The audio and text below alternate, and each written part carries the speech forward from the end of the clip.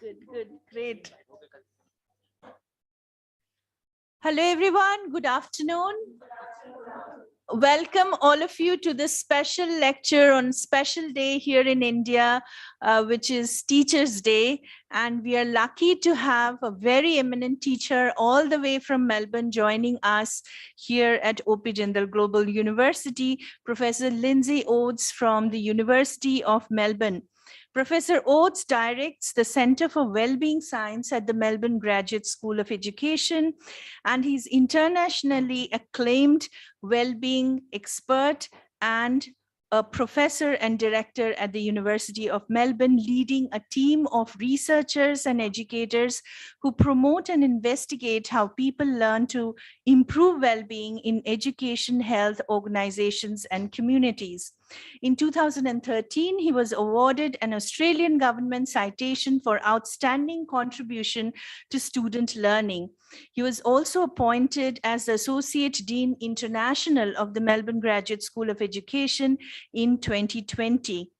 And thereafter, Dr. Oades have been deeply engaged with expanding the work that he has been doing at the Center for Wellbeing Science at the Melbourne Graduate School of Education around the world. He's here part of a very large team of University of Melbourne delegates visiting India and the University of Melbourne today. Over to you, Professor Oades. Please enlighten our students and faculty.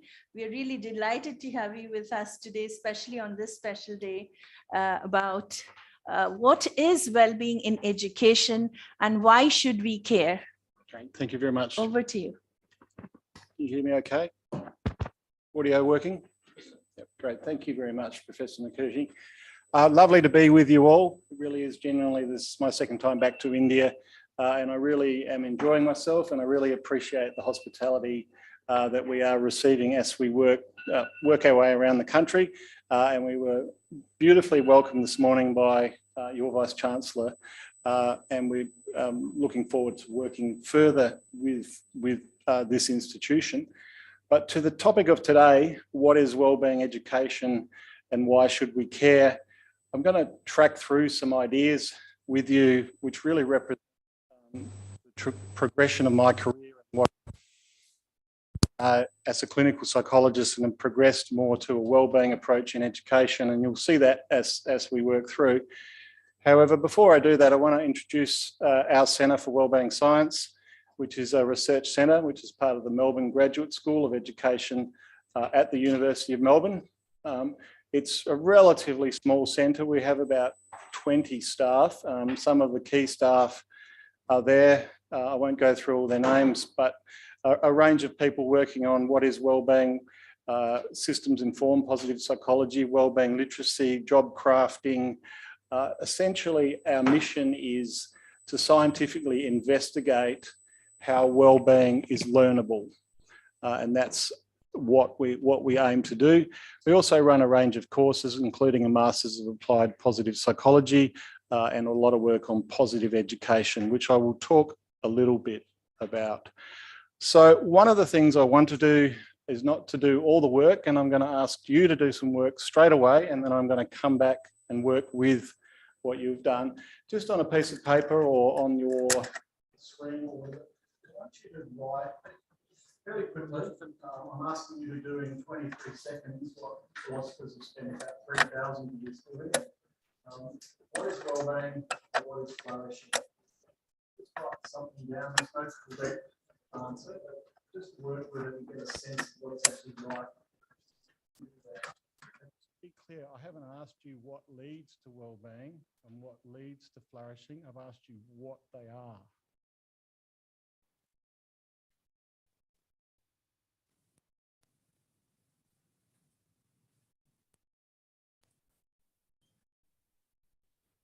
And of course, if anyone is watching this online, exactly the same activity, just write it down.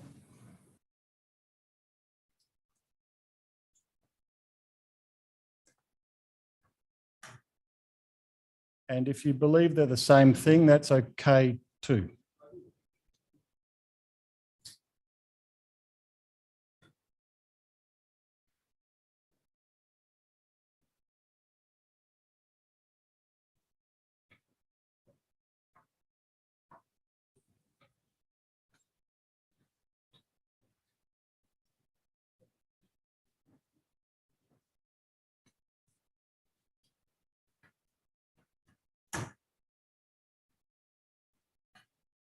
Okay, I'll keep moving. What often happens is people write very long sentences with lots of commas and they keep adding bits to their definition. But what I'm going to do in a moment is come back to your definition in a moment. So we will work with what you've written. I just want to recognise some of the work that I'm about to cover is part of the UNESCO International Science and Evidence-Based Education Assessment, or ICA, which is actually headed up in New Delhi by this group here, who we had the luxury of visiting last week. It's come alive. And this is work we've been working on for over 2.5 years. So I'm part of the UNESCO group, which has been working on this assessment. And our task was very similar to what you did. We were asked, what is flourishing, what is education, and how are the two related? And that's formed the basis of the IC assessment. It's chapter 2 of the IC assessment, which is sitting on that table in front of you, and that the URL is down the bottom. So if you haven't seen that, I strongly recommend you have a look at the ICA assessment. It's a comprehensive assessment of education, going out to all member states of UNESCO, and very interesting in terms of looking at the relationship between flourishing and education. But I won't go into it too much, just to say that it's there. And we were tasked with exactly what I'm tasking you with right now. So our answer to the question of what is flourishing, or particularly what is human flourishing, and put together by myself and Dorrit de Ruyter and Yusuf Wagheed, who are both educational philosophers, and then several other authors had input. So for those of you who don't know much about philosophy, people argue essentially the task is, what is a concept? What is the boundaries of a concept? So what is the definition of it? Which is exactly what I just asked you to do. So human flourishing in this definition is both the optimal continuing development of human beings' potentials. So carefully, what we notice there straight away is flourishing is always a process of becoming. It's not a static state. It's not an end point. It's a process of becoming. And then the next part, and living well as a human being, which is part of the wellbeing piece. So what you're seeing here is a definition which has flourishing as the mother concept, and then wellbeing is embedded into it. And then there's a few clarifications about what living well is.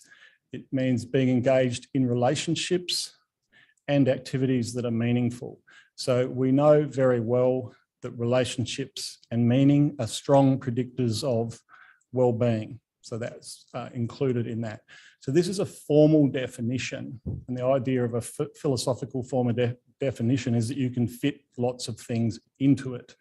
So it's deliberately written at a very high level, particularly when you think we've got to get this across 130 nations. It's got to be broad enough for people to be able to identify with it. And then it goes further, aligned with both our own values, or their own values, and humanistic values in a way that is satisfying to them. That might seem not that important, but that probably represents the primary debate amongst the philosophers about what human flourishing is. Some people, particularly the classical Aristotelian view of human flourishing, they don't care about whether it's satisfying to the person, and they don't necessarily care about whether it's the person's own values. A strict view would be, if you follow the ethics and the values, then you flourish. A more liberal view is that, hey, you get to choose some of your own values, and it's important for you to be satisfied. So this distinction becomes much more important when we think about education. Do we have to be satisfied while we're at school, or do we just only have to achieve our learning aims and outcomes? That's where the debates and the implications start to happen.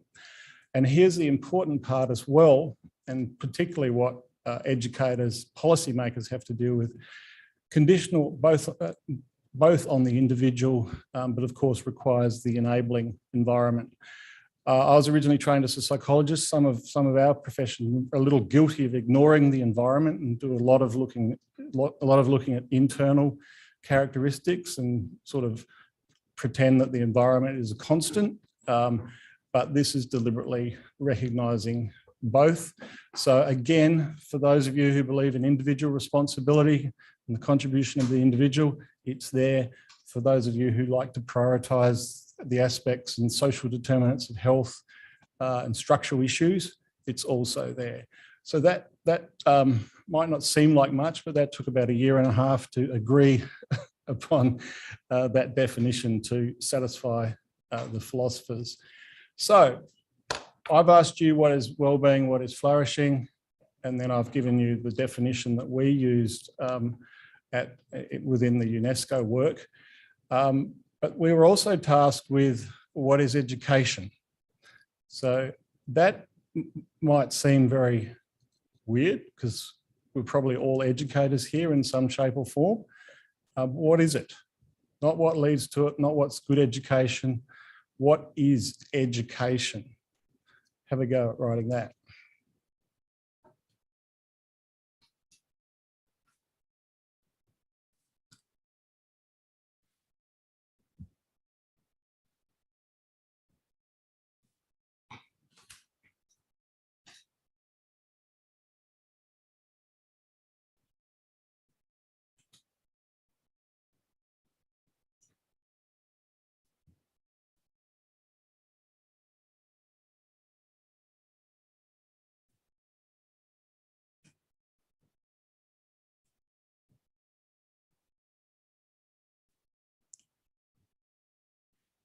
And once again, when you have multiple educational theorists arguing about that question, it's quite difficult to get a consensus definition. Now that you've written or approached writing both definitions, your definition of flourishing, I've given you a definition of flourishing as well. How are they related? You've got 2 definitions you've just done, flourishing. We did 3, you did wellbeing, flourishing and education, but let's just focus on the flourishing and education definitions. How are they related? Are they totally independent? Does one require the other? Does one help the other? Is one the aim of the other? They're the types of questions that we need to answer from first principles if we're truly going to develop education systems for human flourishing. Not sort of technical little exercises to make people feel good and do wellbeing, but at the fundamental heart of education itself. So the question becomes, and the debated question is human flourishing the primary aim of education? Not should classes or curriculum include human flourishing. Is human flourishing the primary aim of education? And have a think about that. Some people will say yes, some people will say no, some people will say it's an aim, not the primary aim, and they will keep discussing that. Our answer to that last question, and you can see that up the top, the contribution of the individual, and down the bottom, the enabling environment. So these are both taken from the definition I showed you. But you've also got the optimal development of human potential, or the process of becoming. So you've got flourishing top right, and you've got living well as a human top left, which is the wellbeing piece, which includes living well with your values, be they your values, be they general humanistic values, or be they values which come from religious traditions? And are you satisfied with your life? Or if it's a school-based thing, are you satisfied with your school experience? And is that even necessary? We say it is. Some philosophers say it's not, but most people would agree that it is, because even from an ethical point of view, it's useful for school children to feel good at school, be satisfied with their school experience. If you don't buy the ethical argument, we also know that it's good for educational outcomes. If people are feeling well during their schooling, they perform better academically. So either ethically or instrumentally, it's good for people to feel good during their education process. Bottom right, education as a human relation. So we worked with Professor Yusuf Wagheed's work. He is an educational philosopher from southern part of Africa. So his view of education is all education is intercultural. So which comes from tribes in Africa meeting each other, walking across the grassland and then having an interaction and meeting each other, which of course is extremely relevant definition as we think about global universities and global mobility of our students. So when we interact culturally, it's not just nice, it is education in its purest form. So he would see and does argue that the teacher provokes and the student is evoked. And then someone makes a judgment about the degree of learning that occurred. So in that sense, all education is relational. All education is defined as a relationship between a teacher and a learner. Curriculum, therefore, becomes a context in which the relationship is played out. Evaluation or assessment is a context in which the relationship is played out. Which is an interesting framing of education, because we often get stuck in, Lindsay's going to talk about wellbeing education, so he's probably going to put a little bit of stuff about wellbeing into the curriculum. No, it runs quite a bit deeper than that. And then the bottom left there is the education as a meaningful activity. So in this regard, education is one meaningful activity that in a person's life that can lead to human flourishing. So that's our broad response to the question about how education and human flourishing are linked. We believe they're strongly linked. We believe it is human flourishing is and should be a primary aim of education. And that was one of the big parts of the assessment. Moving the idea of education being something for development of human capital, so using an economic frame, to education being for human flourishing. And that's been the primary aim of the IC assessment. And of course, not everyone agrees with that, but that's the way UNESCO has gone with it. So let me unpack that a little more in terms of human flourishing. Like most intellectual pursuits, there are camps or different groups of people that will take a position, and they're slightly different than other people. And then all good scholars will have arguments. And this sort of represents an argument map of or a map of people who argue about this.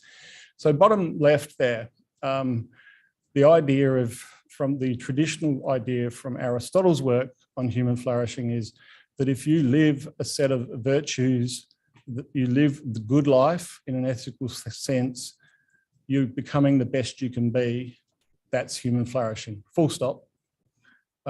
You don't choose them. That's the classical view, is you don't choose the ethics, you don't choose the values. Going up one, the liberal interpretation is, yes, there are some ethics you have to live by, but you've got some choices in some of the values you choose and emphasize. And you've got some choices in the way you live your life to achieve human flourishing. Now, that might sound very broad and philosophical, but if you look around our human institutions and our cultures, this is a big deal. This distinction is big. So our definition was pretty much a liberal approach, because it was emphasising some level of autonomy and choice. of the person. So I'm assuming most of you here would like some choice with the values you choose and the values that you choose to live and emphasize in the way you live your life, some degree of autonomy. And so that brings us to the psychologists.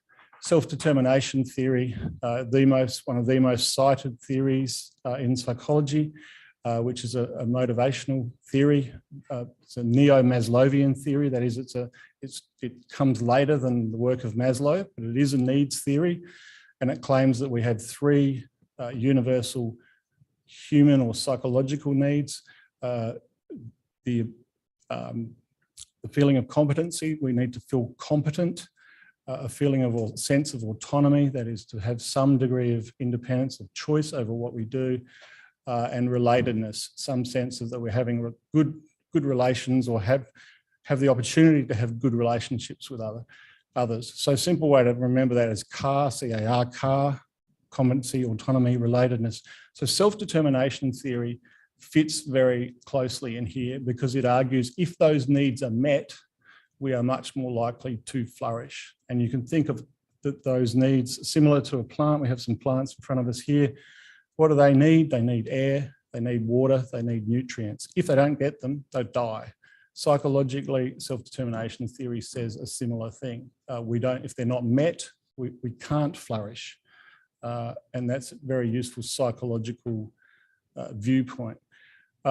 Coming from some of this country, the capability approaches, of course, and Amirta Sen's work but his work from economics, Martha Nussbaum's work from social rights and law.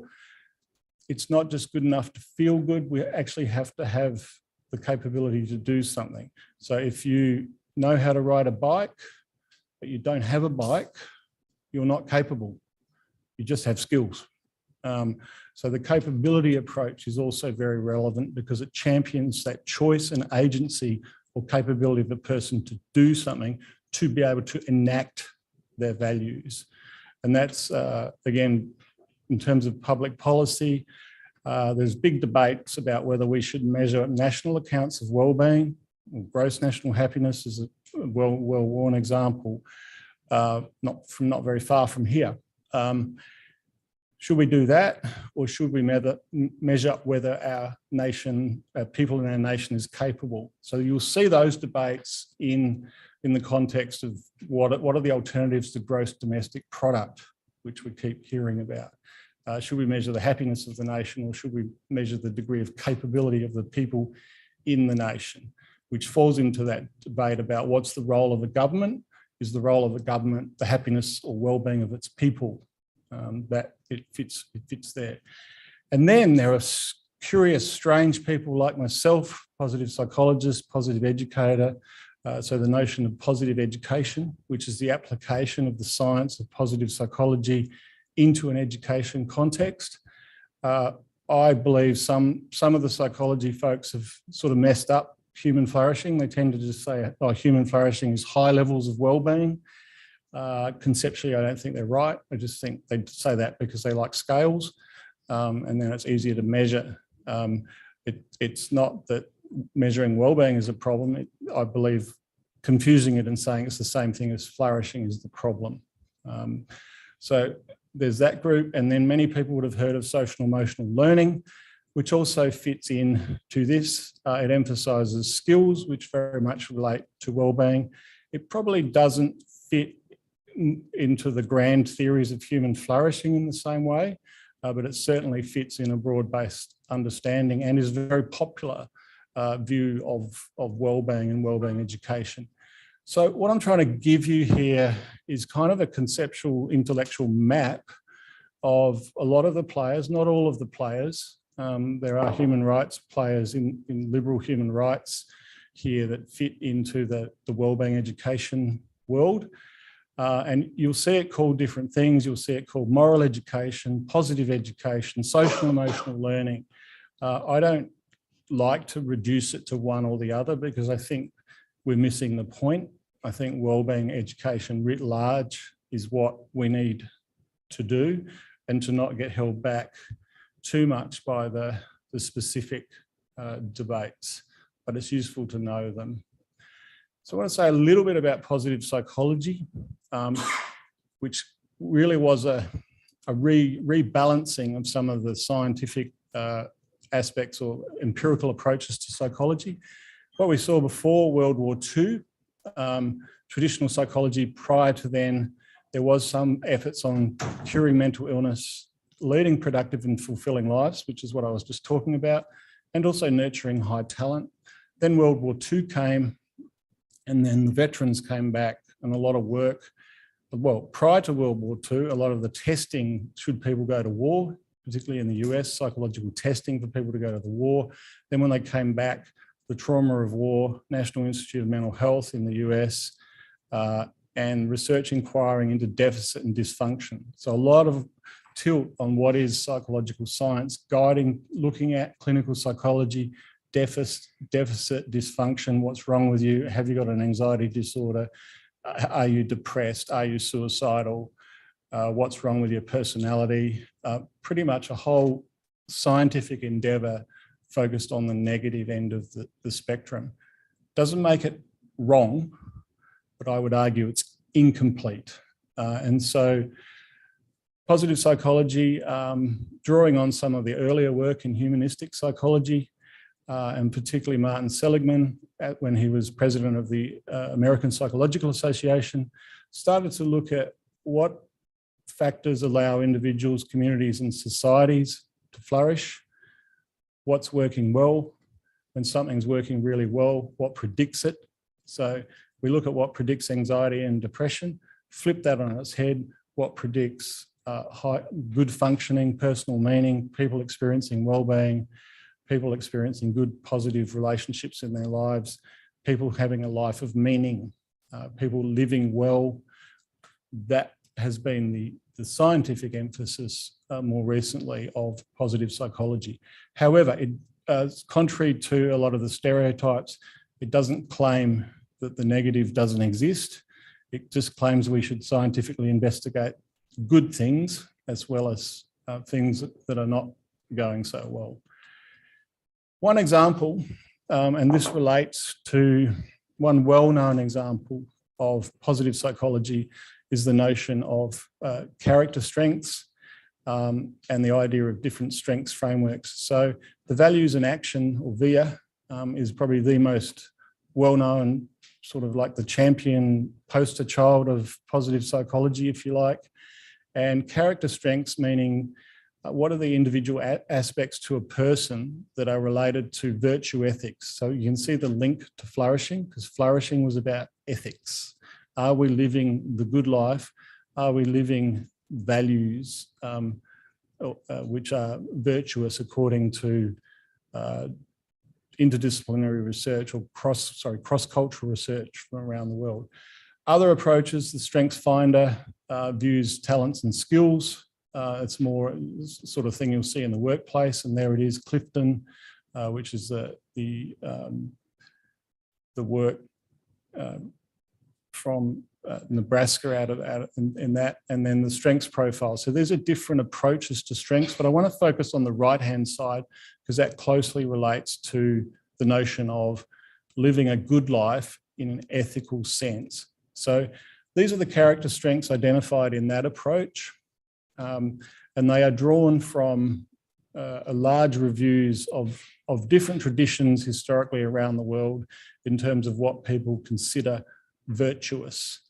And then that assessment can be used to identify your particular character strengths that you value and live. And of course, this has become extremely popular in education of children in terms of effectively a non-denominational approach, so not related to any particular religion, but cross-cultural values. So many cultures will value these things. The words might be different, but the concepts are similar. And people argue there should be extra ones, etc. But what this does is it gives a framework for people to talk about the positive aspects of each other. And so you can identify your own strengths, which is known as strengths knowledge.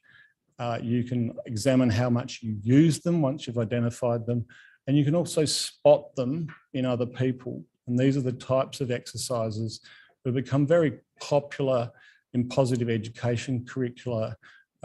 Certainly in Australia, you'd probably struggle now to go to an Australian school and not receive this type of curriculum at some stage through your primary or probably secondary schooling.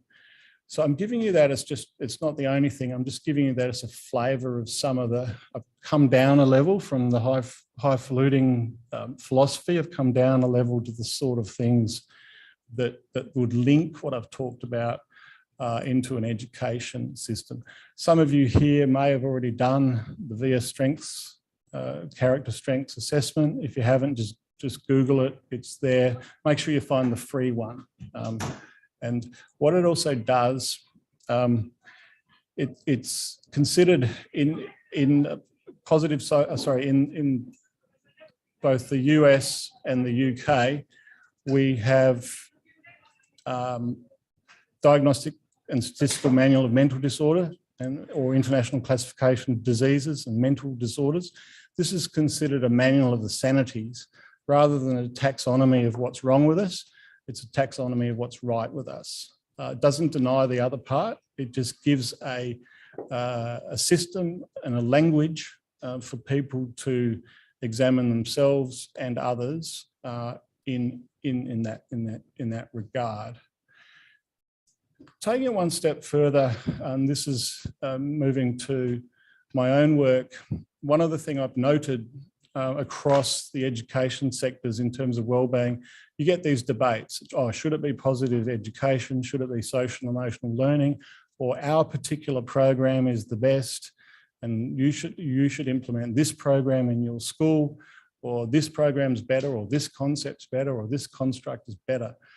So lots of arguments, but I'm very keen to get above that. What is it that the students are learning? Not only measuring their well-being, are our students well, measures of well-being, are they happy at school? Are they functioning well at school? Important measures, but also there's something before that. As educators, students should be learning something. So what we did is we took literacy models, learning models, and applied them to wellbeing science and married them together effectively. So not just sticking on the word literacy as an analogy or a metaphor, which we often see. People like to say something's a literacy, and all they mean is it's knowledge. Actually thinking about wellbeing literacy as a concept, how we communicate about and for wellbeing. So there's the formal definition. Wellbeing literacy is defined as a capability to comprehend and compose wellbeing language across contexts with the intention of using the language to maintain or improve the wellbeing of yourself, others, or the world. So I'll show you the model in a moment. So the shorthand version of that is how we communicate about and for wellbeing. So literacy isn't just vocabulary, literacy is language use, and in this case, language use in a context with a user who has intentions. So to make that tangible, you might speak differently to your partner, your loved one, than you do to your friend, than you do to your father, than you do to the Vice-Chancellor. Would anyone agree with that? Would you adjust your language use? So here, the idea is the skill of adjusting your language use for the intention of wellbeing in self and the other, and what's required to make that happen as a capability. So if we look at that, you say literacy, people hear vocabulary, but words don't use themselves. They're not autonomous. They have a user and they're just words. They only become literacy if they're intentionally used. So what are the wellbeing vocabulary and knowledge? I just showed you the strengths profile, which is a really good example of some wellbeing related language. So words and information broadly about wellbeing. What the philosophy of language philosopher Ludwig Wittgenstein taught us was that the meaning of a word changes depending on the context. So although I've given you a formal definition of flourishing, other people will use other words and other definitions. I'm sure in India, there are different conceptions and language, and I don't just mean because it's not English, I mean there are different language conceptions that are used to construct our meaning of wellbeing. In the same way, Dr. Lanchi Huang, my new PhD graduate who I worked with, she's looked at the international students, Chinese international students coming to Australia. And when you literally ask them what is wellbeing, they will give you a different answer if they're asked to answer in Mandarin than if they're asked to answer in English. And not just because the words are different, they actually think differently from those cultures about that. So they'll give you a more traditional mental health answer if they answer in Mandarin, and they'll give you a more contemporary wellbeing answer like I'm talking about if they answer in English. So there's an example of how we construct wellbeing through the use of language. And obviously language has residual parts of our culture in it. So that's where this fits. And then wellbeing comprehension, how we listen, read and view for wellbeing. Emojis. Anyone know anyone that uses emojis?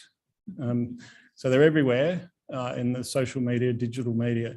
It's an example of viewing. So you're viewing symbols or creating them, sending them. So the wellbeing literacy model captures all of these multimodal aspects of wellbeing related communication. And similarly, wellbeing composition, how we speak, how we write, how we create about and for wellbeing. So literally you could intentionally listen to songs to manage your own wellbeing. And so that's an example that fits in the broad-based wellbeing literacy approach. They can be considered skills, and a lot of educators are already doing a lot of this. The wellbeing literacy approach helps them structure and think more intentionally about what they are doing. Context awareness. I've just talked about the awareness of adapting language to the context. Where, who, when. Have you ever said something to hurt someone's feelings and wish you hadn't said it? That's the sort of thing we're talking about, increasing the capability of people in their language use around wellbeing. So you can see how this can fit very easily and does fit in education systems. And so, for example, in South Australia, we've developed a measure, a brief self-report measure of this. And so in South Australia, about 90,000 students have started using that measure to track their wellbeing literacy. And I know 90,000 in India is not very many, but in an Australian context, 90,000 is a comprehensive sample of students. And finally, intentionality. And this is the notion of, this is where the ethics comes in. What are your intentions in the way you're using your language? And how do we help people develop habits of mind? And that's very similar to a lot of Hindu and Buddhist traditions, which are also about developing habits of mind. A lot of those traditions. How do we develop habits of mind about our language use? Of course, Buddhism has right speech. That's one of its parts. I don't know Hinduism as well, but I'm sure you can teach me in the next 24 hours. But so these traditions about habits of mind and cultivating those are very relevant to these contemporary models. They were there for a reason. They were there to help people live virtuously, which fits. Eastern tradition fits with the Greek philosophy of Aristotle. There's some similarities there. So another way of looking at it, it's just a visual way of saying exactly what I said. This is useful for different people. If you have high wellbeing literacy, helping people develop their vocab and knowledge about wellbeing. Vocab and knowledge about wellbeing, not vocab and knowledge about mental illness. Big difference. Most of the profession, most of the disciplines are negatively laden with words. And there's studies that actually track the amount of negative words per discipline. And some disciplines are way more deficit-based than others, but by and large, there's still a negatively bias, which means we have a negatively biased vocabulary. So you actually have to work at helping people get positively valenced, wellbeing related vocabulary and words. This was really important to me when I used to work in psychiatry, and I used to talk with people with schizophrenia and listen to their stories. They literally didn't have vocabulary of the positive end of the spectrum. They were trying to tell future stories about themselves, but it was so saturated with illness-laden words that they really struggled to create stories about themselves that were positively valued, because they'd always been in a deficit-laden environment. So that's an interesting way of thinking about it. Sensitivity to context already, and there's our compassionate owl, compassionate and wise owl there with their intentional communication. So that hopefully gives you a little bit of an idea of the wellbeing literacy approach. So listening, reading and viewing is the comprehending piece. And if you're a language person, you will probably call it receptive language learning. And on the right, composing about and for wellbeing. So we have travelling with some early childhood professors here with me. How do young people speak, write and create about and for wellbeing, and do they do it intentionally? And for those of you who are philosophically interested, is a baby's cry wellbeing literacy? Was it intentional or not? So that's an interesting thing to think about. So we're currently doing a wellbeing literacy review of the Australian policy documents of early childhood education. One of the things you'll see is a big old welfare approach. It's all about protecting, caring for and keeping people busy, not so much about helping people learn how to communicate about and for wellbeing. And developing workforces to do that too is a major challenge. So a bit of food for thought. Now this is where I get this is where you get serious, Lindsay. So far it's been a bit of a warm-up. This is where I say what I really think. Why should we care about wellbeing education? Okay, what you notice there, I'm not sure, I think this is in California, but basically we see this phenomenon where we keep adding lanes to highways as if we're going to solve the transport problem. Not only is it environmentally problematic, it's not going to work. So it's a non-systemic solution. It's a fix that fails. We're seeing the same thing in mental health. I'm very critical of the mental health paradigm as a solution to population wellbeing. It doesn't work. It works for people who have major mental health problems, but as an overall paradigm, it's failing. It's a fix which is failing. We can't keep adding new lanes to the highway and think we're going to solve systems problems. That is, we can't keep adding, oh, we'll just get another clinical service, we'll just get more doctors, because that's going to fix the population of the whole wellbeing of the population. No, it isn't. We need a different paradigm to do that. It's not that that paradigm is wrong, it's just using it for everything is wrong and doesn't work and hasn't worked. And I'm not saying that about medicine writ large, I'm saying that particularly about mental health. So one of the problems, however, and this is the systems problem, systems protect themselves from change by reincorporating a certain interpretation of themselves back in. So when people say wellbeing, other people hear mental health. When people hear mental health, it usually means absence of mental illness. So what they've done is they've taken a wellbeing word and turned it into a health-framed word, a medical-framed word, without even knowing they're doing it, without even thinking about wellbeing as a different paradigm. And because they do that, they then go to health solutions, treatment, cure, prevention. The amount of times I've been told, oh, positive psychology is good because it prevents, it's preventative. So all you've done is you've taken a paradigm that's trying to champion the positive and then put it back into a negative. So this conceptual suck hole that pulls you down into the negativity bias. And before you know it, you're in the same paradigm again. So we can't do this paradigm until we have wellbeing literacy. We actually are able to communicate about wellbeing without being sucked into the whole of the health discourse. So what I'm proposing here is, as I've said, adding another lane to the highway represents a fix that is failing. It's a short-term fix to a systems problem. And what we're doing is we're doing individual solutions again to systems problems, adding more clinical services to treat mental illness. Or this is very relevant for India, because do you want to roll out a mental health approach which comes out of the 1800s based on models which come from the 1800s? Or do you want to roll out new approaches which skip that generation? Not saying don't have mental health services. I'm saying you won't fix the systems problems with that paradigm.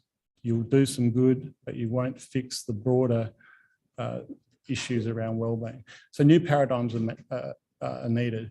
So wellbeing education at large is a new paradigm. I'll give you an example. Let's say you have a 12-year-old girl or boy who's feeling anxious, feeling a little nervous, anxious, doesn't want to go to school. What's your immediate response about, not if you're a parent, but what's your immediate response about what's happening for that person? Is it, oh, she has anxiety, she needs help and treatment from professionals? Or is it, she hasn't learned enough yet? She hasn't learned the skills of self-regulation. She hasn't learned the skills of breathing. She hasn't learned how to identify triggers that lead to anxiety. So do you default to a medical paradigm and a medical discourse, or do you default to an educational paradigm where you think she hasn't learned enough yet? She's still got more learning to come. There's a different way of thinking about these issues. So I'm proposing that wellbeing education is a new paradigm. If we generally think about it as an education paradigm, a learning paradigm, which is driven from culture, culture can change. Culture, by definition, is changeable, as opposed to models from the natural sciences, biology, disease models, which are really appropriate for some approaches. If you've got a single disease pathway, something that is linear and causes something, like a virus.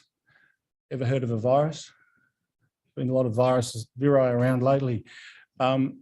It's appropriate to take those models. However, if you have a complexity of psychological, social, mental health issues, they don't have a single causal factor. You have multiple factors, and many of them are cultural in nature. They're how we learn, how we think, how we communicate, and the distress that creates. So India can learn its way to wellbeing rather than treat its way to wellbeing. So everyone can learn their way. Some will still require treatment. Don't take this as an over rejection of the other paradigm.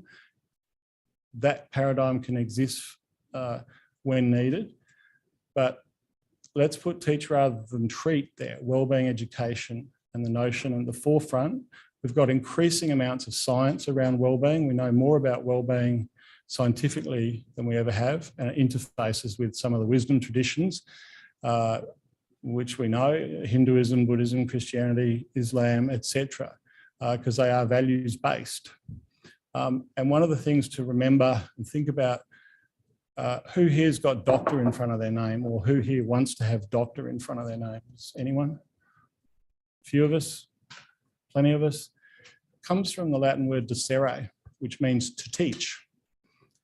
So the medical fraternity actually stole it, but originally it means to teach. You've qualified to teach at a university.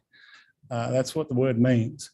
So what I'm asking you to think about is, don't default all issues of people's distress, lived experience of distress, etc., into a mental health or treatment approach, think about wellbeing and think about what it means in an educational, teaching and learning sense.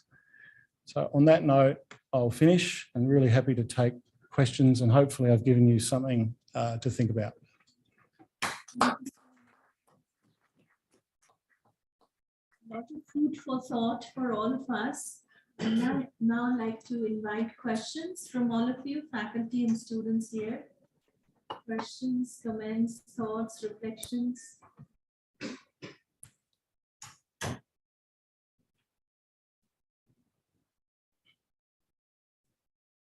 You have to make them. Yes.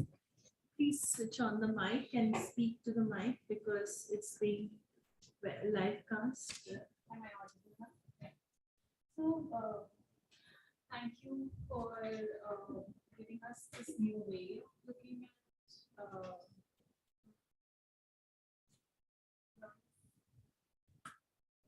concerns, mental health concerns that people come with.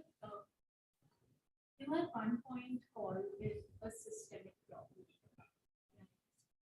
And so when you're comparing and contrasting mental health treatment with well-being education, it seems to me, and correct me if I'm wrong, it seems to me that the onus of change in both the situations seems to be on the individual.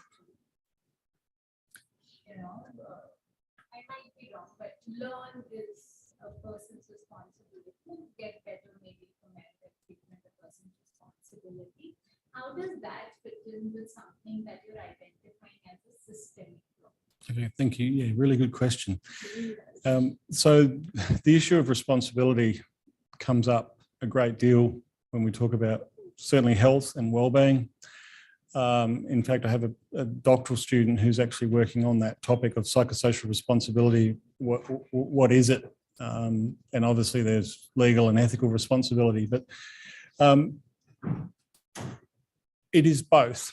One of the things I believe we can do is share the responsibility of well-being if we can educate, if we can use education systems as the lever, starting with early childhood, right through and have wellbeing education curriculum and opportunities to use those learnings, then we can share the responsibility. At the moment, the population doesn't have the capability to do that. And so we get into the situation of consult a professional. It's risky. It's very dangerous if you don't consult a professional. It might sound good advice, but what it does is it abrogates responsibility of people, and it's very convenient for a university lecturer to send off people to the counselling centre and do nothing at all about the issues. Whereas if they all had higher levels of wellbeing literacy, for example, we could share that responsibility and think at a more of a community level. At the moment, we don't have that capability to do it. And we keep going back to the old paradigm. So it would be more of a shared responsibility, but also if you think about it, not at the individual, I've spoken very much at the psychological and educational level. I haven't said very much about public policy. If wellbeing and human flourishing is an organising principle of governments, like one example, gross national happiness in Bhutan, small nation. A lot of the examples come from very small nations at the moment. We haven't seen the big nations use wellbeing as an organising framework or wellbeing economy. But if we do that, we have to have the literacy to do that. But then it's not only the onus of the individual, it's the onus of governments to structurally change things with wellbeing and human flourishing in mind, which of course is part of the critique of gross domestic product, GDP as well. So it probably looked very individual because they were the things I was emphasising in the learning and psychology piece. But if you think about it, which I haven't covered much today, if you think about the responsibility also for governments and structural changes, then it becomes much much more in line, I think, with what you're pointing to. Yeah. Please go ahead. Could you please introduce yourself as you're asking questions? That would be good for our speaker. Hello, I'm Yasmin and I'm a department member at the UNESCO of Psychology. My question is regarding language. When we talk about language, how Mandarin versus English definitions of Flourishing, well-being. So, I come from a country which has a record number of languages, right? How do you foresee us as a country or a nation teach well-being to this variety of, considering context where language can be a vehicle both for positive change, and that's the question I'm still thinking about. But yeah, I want to know what the challenge is. Yeah, what I'm hearing is both challenge of scale and challenge of diversity. Really good question. One of the assumptions I make is, rather than, I mean, I sort of contradict myself because we gave you a broad definition of flourishing, but that was a formal definition as a reference point that we hope people would use across nations and think about. They don't necessarily agree with it, but at least they're talking about it. But we do work on lay concepts of wellbeing, and people might have heard of lay concepts of health. You know, what's your concept of health? And most people's concept of a lot of health comes from their experience of a common cold, and they have less of the concept around chronic illness, because most people haven't had, or many people haven't had chronic illness, but they have had a common cold. So they'll conceptualize it like that. How do people, when you ask non-experts, whatever that is, if you ask people not in these sorts of contexts what they mean, those types of questions I asked you, what is wellbeing, what do they say? And different language communities in different cultures will give you different answers. And so it's not that we're necessarily after one definition, one totally generalizable definition across the world like we do in the physical sciences, like gravity. But we are after some workable definitions which we can index to culture. So we can say, in this context, wellbeing is generally thought of this way, and we can work it in that regard. So diversity is it's a challenge or an opportunity, how you see it. So we love to ask communities what their concepts of wellbeing are and have the very types of conversations. We were having a sort of fairly intellectual conversation here. It doesn't always have to look like that. It can be 5 people sitting around at home having a chat about it. And so how do we facilitate those conversations? At the moment, the mental health, at least in certainly Australia and some of the North American English-speaking nations, it's dominating. They default to the medical conceptualization. So it isn't that we want a single approach. It's we want communities to own their approach, and then we'll try to help them by comparing. So it's not whereas a natural sciences approach would look for uniform, because some aspects of the natural world can be uniform. Gravity is gravity.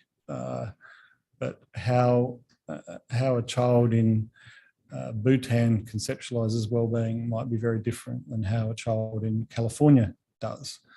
I don't know if I've answered your question, but I've said some things. Ashita and then Deepak. Right. Thanks, Professor Oades, for the great presentation.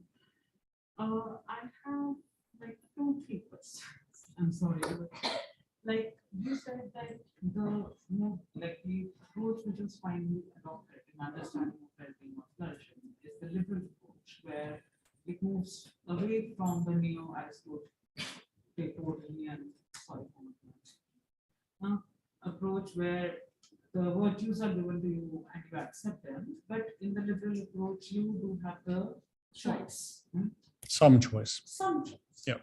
But the natural question that arises is that if you do not have the capability, how will you be able to even have the choice? So, I mean, if I, as the example that you gave, that even if I don't have the bike, I do not have the choice whether to ride it or not. So, I mean, isn't having a capability in itself the precondition to the choice that I will be making, which may lead to a well-being or flourishing? This is like just my first. And you have talked about the capabilities part of it, but because you said that it is the liberal idea which was adopted, so I just wanted to confirm whether capabilities. So yeah, so to be very clear, the liberal approach to flourishing, as philosophers talk, not liberalism or liberal individualism. If you look down the bottom there, enabling environment. If environments don't enable capability, you can't have choice. So my simple answer to your question is yes. So that precondition will Yes, totally. Yeah. So because flipping it the other way, the idea of a child with a lot of potential that doesn't realize their potential because they couldn't go to school. There it is. So they're not flourishing. They're not on a process of realizing their potential broadly defined in both a general sense and probably also in an ethical sense. So yeah, that is the work. So I'm currently working on a theory called thrivability theory, which is a comprehensive theory of well-being, thriving and flourishing. And I use thriving, the definition of thriving I use is from the original meaning of the word thrifa, to take hold of the environment, like a root takes hold of the ground. But the environment has to be worth taking hold of. Which is it's a very metaphorical way of talking about capability. So yeah, choice and autonomy, we're finding, again, from the wellbeing literature and the self-determination theory literature, it isn't just an American ideal. It isn't just a French Revolution. There is a lot of evidence that the subjective sense of choice and autonomy, subjective autonomy is a key driver of people's experiences of well-being. The second question actually combines the two questions which have been asked by them. So thanks to them. So the second question is that when you say that yes, culture is very important, which is true, of course. But then the question that she asked, that if the onus is on the individual, which you said no, it has to be a shared responsibility, and there has to be an act from the state to ensure that there is well-being education. Now, there can be a flip side to it. The flip side of it could be that the state could have a particular ideology which it would term as a well-being ideology, which it could pass on as your well-being education. So then in that case, yes, probably in your gross happiness index, your country will do very well because we will start feeling that we are happy because of, yes, we are following a particular morality. And it is shared, but there could be something like this, and it is a very likable possibility. Like it's like 90% possible that it can happen.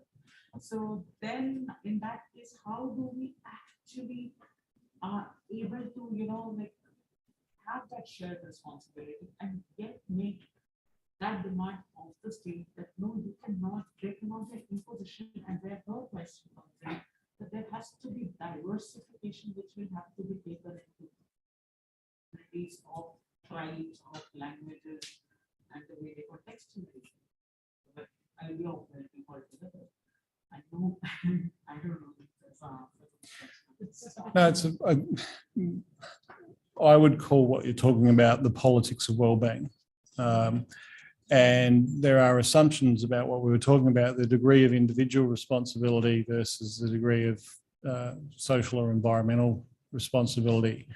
And of course, different political ideologies will take different positions on that.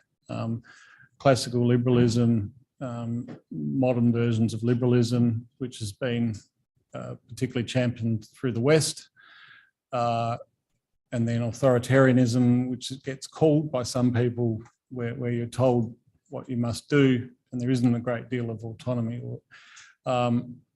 So these are political philosophical terms which have been debated for a long time. And then there are middle views like communitarianism, that is that we are part of a community and we learn our ethics from a community. And yes, there will be different positions that are taken on that. And some of the views of subjective wellbeing have been critiqued because they've been seen as too Western and they haven't emphasised cultural values enough. And there's a strong cross-cultural area of research, cross-cultural research on wellbeing, which wrestles with the very issues you've raised.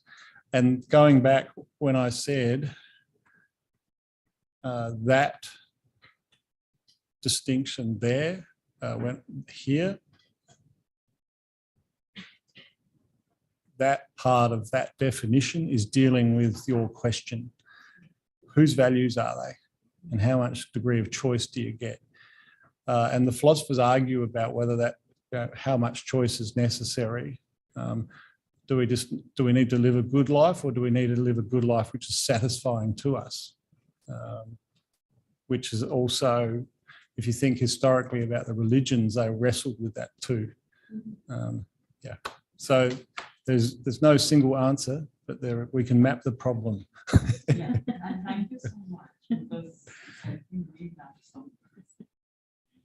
Thank you so much, Ashita, for your questions. Deepak, over to you. Hello, I'm Deepak. I'm a faculty at IIH India. So you said that India can learn its way to well-being rather than treat its way to well-being. And this led me to think about the current state where we have a dearth of mental health professionals. Our university has some, but several of the universities in India to know. And definitely at the school level, hardly anything except maybe 1% of the schools. So in terms of resource intensiveness, because to become a mental health professional, you require specialized training, and after that you get certified. Do you think it is the well-being model? It's different approach, I understand, but it is less resource intensive in that sense, that it's easier to practice it or have professionals have access to such individuals who are able to bring that kind of expertise.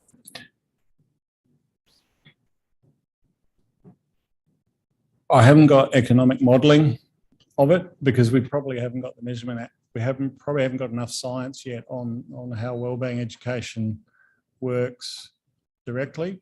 But then again, you can't have new paradigms without having. If it's a new paradigm, we won't have everything up front because we'll be learning as we go, which is what we are. But if you think about it, the insidious nature of the old paradigm makes us think we have to have mental health professionals everywhere in every school. So what we're doing is we're taking old products to new markets, rather than actually doing something different. Doing something different would be strong wellbeing related curriculum, highly equipped teachers from prenatal. Parents know about wellbeing. Early childhood, primary, secondary, tertiary. We're not even talking about mental health professionals. We're talking about skilled educators enabling people to have conversations about wellbeing, choosing their own values, self-regulating their behaviours, looking at their own cognitions, looking at their own emotions. There's no mental health professional even in that. They're all educators, which is a totally different model. And because everyone gets it. Because in most places now, school is mandatory. There's some problems with that because it's hard to have autonomy when you're forced to do something, i.e. children are forced to go to school. As my liberal philosopher colleague, Harry Brickhouse talks about, it's a good observation, but so education for everyone through the school system is different than very targeted mental health prevention promotion. It's a different model. And it's not just for the sake of mental illness prevention. It's for the sake of helping people be capable in the wellbeing space. We have science which shows us what works. We know lots of stuff now. Hasn't made its way to the education system at scale yet. Partly because teachers also don't have the skills all the time. But that's what a systems change does. That's what a paradigm shift does. If you think about medicine before the bacteria, we had the concept of bacteria. It looked very different. We did weird things to people. And then bacteria concept came, it transformed it. If you fundamentally think that it's an education issue, the funding will shift dramatically. But it'll upset a lot of people. It challenges people, but that's what paradigm shifts do. They really shake people, and you don't always agree with them because you're left going, oh, I always thought of it. So yeah, so there is some early economic cost modelling, but it's very small at this stage. But we know economic cost modelling of early childhood, economic analyses, those sorts of things. So that exists, but economic cost modelling, which is needed for big policymakers to implement, it's coming. We're not quite there yet. That's why I spent so much time on, if we're going to have a science of wellbeing, we've got to have our definitions sorted out first, and then we've got to be able to measure, and then we can do proper cost modelling. We're not there yet, but we're getting closer. Yeah.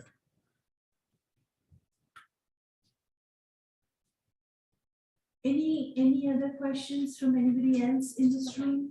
Oh yes, please introduce yourself and ask. Please move on, otherwise it won't catch this. Yes. So hi, I am actually coming from public policy school. Oh, good. So you can tell me I was wrong. No, you were quite, it was quite interesting actually. So I've been working for a few years now in UNICEF in education policy and child and family policy. And well-being and happiness studies are exactly the area I'm starting my projects on. And now I feel it's more and more, so I try to get on the root of the policy problems around the world, of course, but looks like this is something fundamental that has to be changed in our frameworks, developmental frameworks. So I'm getting a little bit crazy with this project now. And so my question is, so when I think about like policy and this part, together we run into technical problems as to, so when I am thinking about happiness, well-being, I can think deeply and in a more philosophical manner. So I understand when you say satisfaction, but how do we convey this language or convey these, the depth of the thoughts to a child who is, so for early childhood education programs, how can we make it comprehensible for a program in early childhood education? Or do you think there should be a certain age where we should talk about well-being education with children? And also another point is when we talk about, somebody said, I think you mentioned love in your slides. Me? Yeah, in the characteristics. One of the characteristics. So if there are 1,000 people, they will think about love or satisfaction or life, good life, say good life. They'll think in 1,000 manners. Like good life may mean something for somebody else, and it might be something else for somebody else. So how do we ensure that we are going in a correct direction of thinking about well-being and not something restrictive or toxic or that comes automatically when you're dealing with such a large population. So those are the two small questions. So if I understand correctly, the first part of the question was about age of young people and when and how they can learn about and for about well-being and for well-being, or about and for is relevant. And then the second question was about There are so many viewpoints. scalability and views. Yeah, okay. So for example, with the NEP at the moment, and then our move to early childhood education, is that just going to mean that we take old models of early childhood, and again, I'm with my early childhood colleagues here, so I'm feeling I'm marching into an area I don't actually know that much about, but I'll say something, and that is my understanding of early childhood context, at least in Australia, is that they've historically been not so much about education and a lot about care. That's important. People need care, but what are they learning? And how does that, which is pretty much your question. I currently have a PhD student who's working on wellbeing literacy in early childhood education, and again, she is trying to, Lisa Baker, she is trying to move that conception to the wellbeing learning opportunities. But fundamentally, if you look at the definition I gave, or our model of wellbeing literacy, in there's an agent who's choosing their language use, which is a skill and a capability, which a lot of adults don't even have or have that much of. So what we expect from the child is an area I don't know enough about, but what I'm saying is that model requires an agent, as in someone is making decisions intentionally, which is why I gave her the philosophical problem of is a baby's cry wellbeing literacy.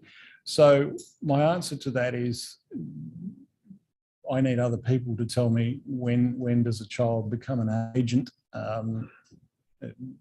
and I don't know. But I think that gets at your question, or your first part of your question.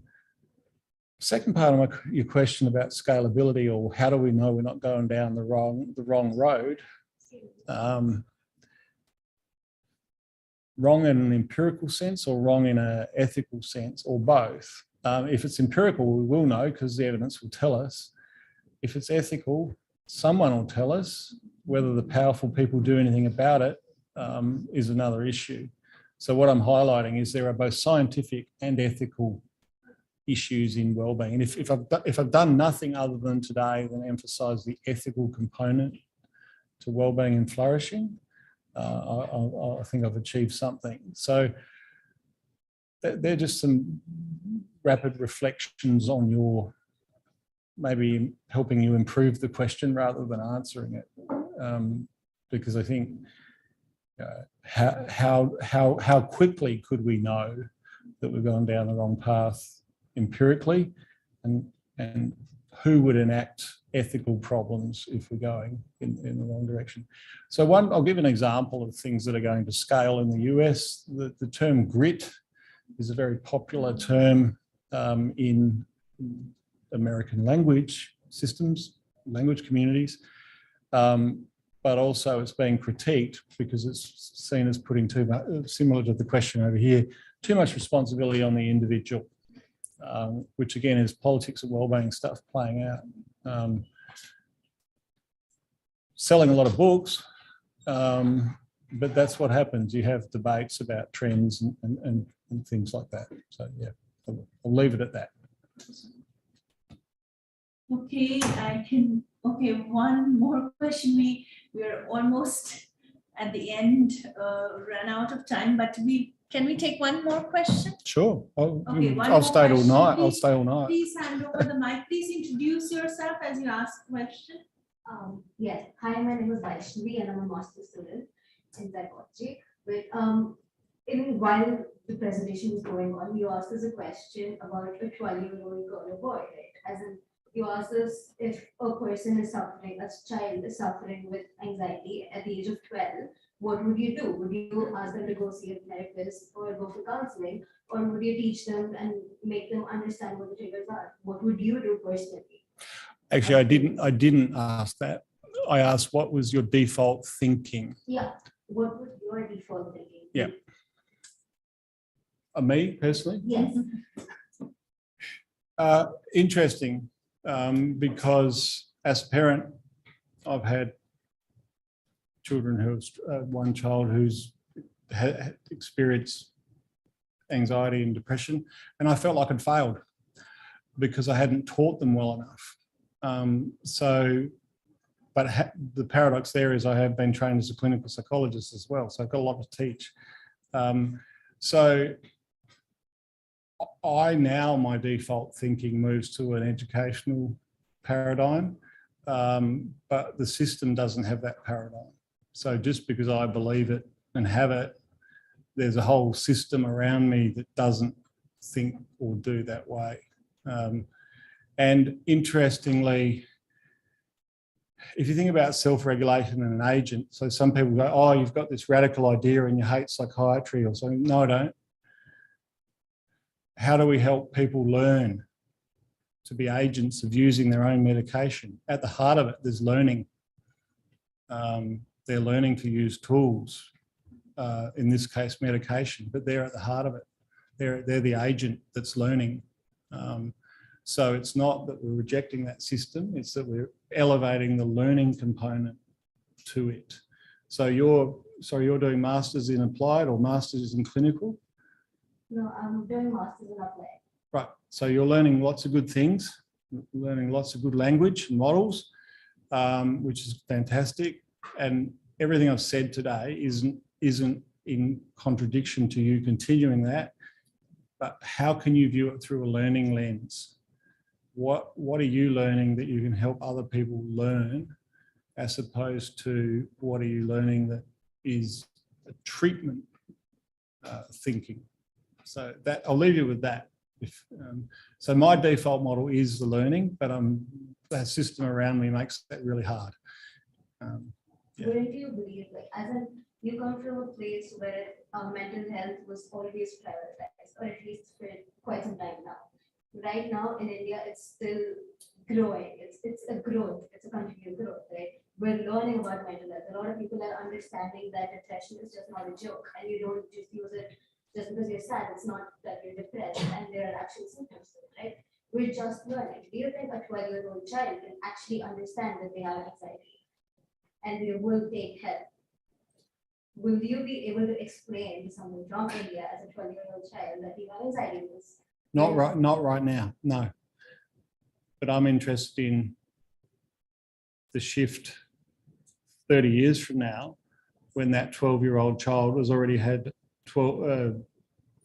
7 years of education around, in the curriculum, around how to identify, how to manage anxiety, well, not how to manage anxiety, how to regulate one's emotions and thoughts, of which anxiety is only one, and anxiety has a physiological component as well. So yes, they could, if they were in a system which has had the learning paradigm that I'm talking about. At the moment, no, they couldn't. But this is what I'm saying. This is how systems perpetuate themselves. If we don't do that, then they just get referred to professionals. But the professionals are that highway. We don't have enough of them.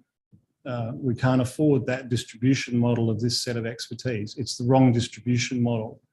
We know what can help that child, and we know we can teach that child skills, not just to prevent anxiety, but to successfully regulate their emotions. We know that, we do it. How do we distribute that product at scale? It won't come through the health system, it'll come through an education system. So my answer is no. At the moment, the 12-year-old probably, if I was betting, probably not. But if we had an education system that did it, then we could share because it wouldn't be the one child, it would be everyone. And that's where the language piece fits in, because language occurs between people, embedded in communities, not professional, separated. So yeah, that's my answer. Thank you so much, all of you, the audience, for the questions, and also to our special guest speaker today, and to the Jindal Institute of Behavioral Sciences and Jindal School of Counseling and Psychology for co-sponsoring this special lecture today on Teachers' Day. And thank you, Professor Lindsay Oades, for sharing your work that you're currently doing on human flourishing and well-being education. Quite interestingly, I finished reviewing a book called Beyond Virtue, The Politics of Educating Emotions by American scholar right now at Education University of Hong Kong, Liz Jackson. And I was reading that book. It's of course very critical about the mainstream approach of educating emotions, and also deals a lot with Aristotelian virtue ethics also in that book. But then I was like, where to from now? I understand the criticism and also the clinical approach, which you are also very critical about, the medical clinical approach.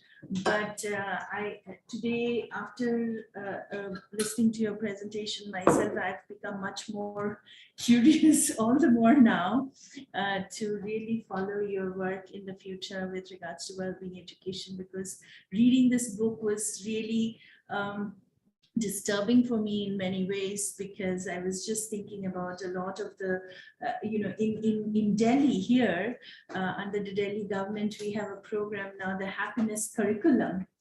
And I started questioning,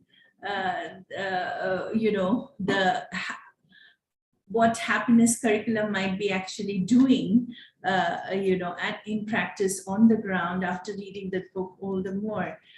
So thank you for sharing your research and your work and your wisdom with all of us. And I'm sure it has triggered the interest of many of us in this room across, I can see across all faculty and students, I can see some lights blinking in the eyes of my colleagues here. So we look forward to learn more from you, Professor Oades, and hopefully that we are going to collaborate more with Melbourne Graduate School of Education and carry forward the kind of work that you are doing and get inspired more to do, to take it further. Thank you so much. Thank you very much. And thank you all for joining. Thank you.